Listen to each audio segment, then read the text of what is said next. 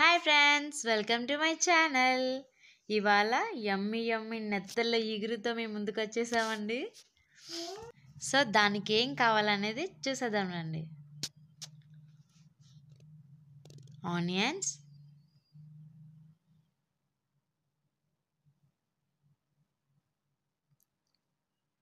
Eggs అనేవి optional అండి, కానీ ఎగ్స్ ఉంటేనే ఈ కర్రీ సూపర్ ఉంటుంది. ఇవి ఉడకబెట్టిన గుడ్లు.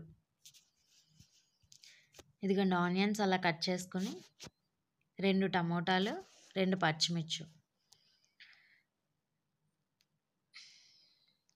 నెత్తళ్ళు బాగా క్లీన్ చేసుకోవాలండి, దానికి ఇసుక ఉంటుంది బాగా. ఎంత బాగా క్లీన్ చేసుకుంటే అంత టేస్టీగా కర్రీ వస్తుందండి. ఓకే, స్టవ్ వెలిగించి బాండీ పెట్టి ఆయిల్ వేద్దాం. ఆయిల్ హీట్ అయిన తర్వాత ఉడకపెట్టిన ఎగ్స్ ఉన్నాయి కదండి, అవి ఫ్రై చేద్దాం.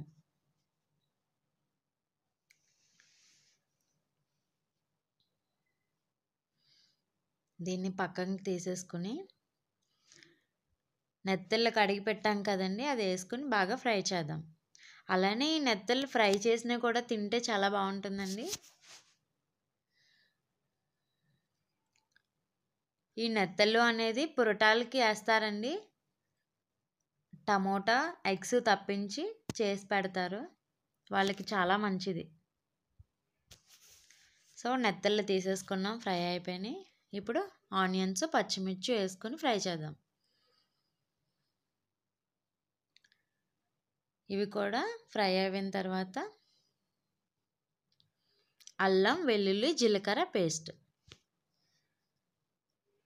అలానే టమోటా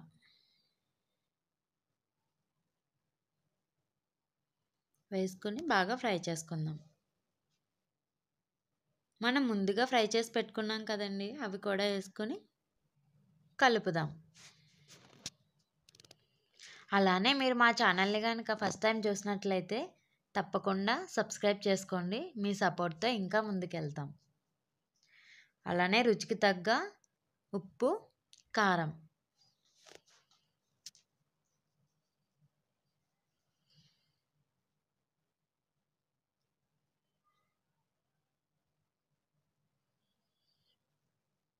తర్వాత ఫ్రై చేసి పెట్టుకున్నాం కదండి ఎగ్స్, అవి కూడా వేసేసుకుందాం. దీనికి సరిపడా వాటర్ వేసుకుని దగ్గర పడేంత వరకు ఉంచుకుని తర్వాత స్టవ్ ఆఫ్ చేసేసుకుందాం.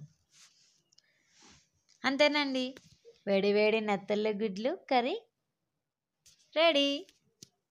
చాలా ఎమ్మీగా ఉంది కదా, మీరు కూడా తప్పకుండా ట్రై చేసి కమెంట్ బాక్స్లో కమెంట్ చేసి చెప్పండి. Please subscribe to my channel. Thanks for watching.